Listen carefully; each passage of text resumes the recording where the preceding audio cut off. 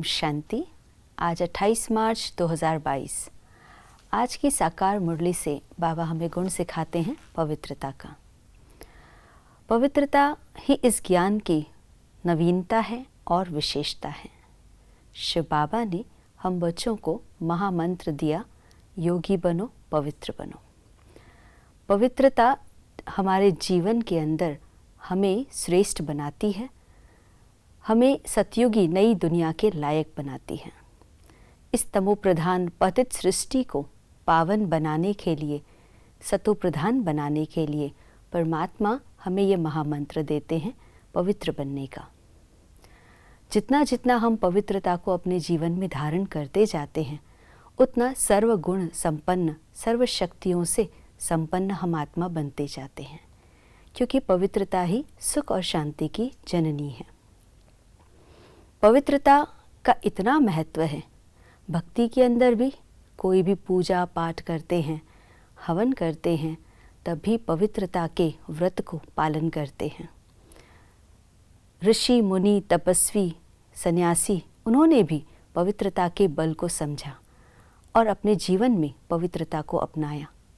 बाबा मुरलियों में कहते हैं, अपने पवित्रता के बल से सन्यासियों ने इस धरती को थमा के रखा। तो पवित्रता में इतना बल है जो इस सृष्टि को थमाकर भी रखती है। अपवित्रता अर्थात 5 विकार, काम, क्रोध, लोभ, मोह, अहंकार, ये आत्मा की पतन करते हैं।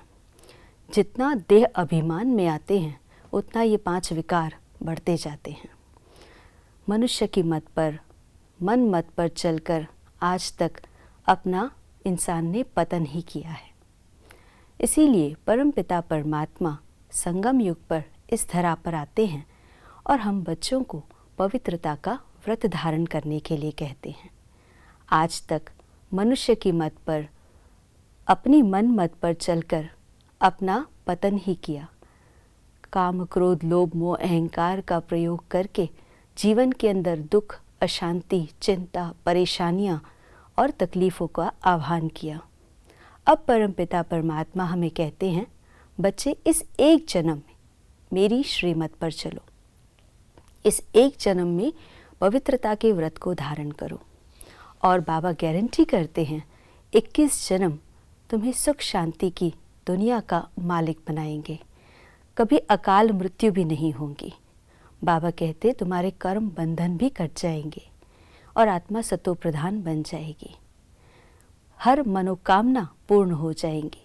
लेकिन इसके लिए पवित्रता के व्रत को अवश्य धारण करना है।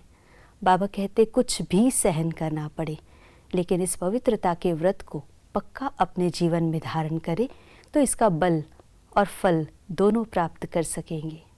तो पवित्रता एक महान शक्ति है, एक श्रेष्ठ गुण है। इसका अगर हमें जीवन में प्रयोग करें तो इसका फल और बल दोनों ही प्राप्त कर सकते हैं।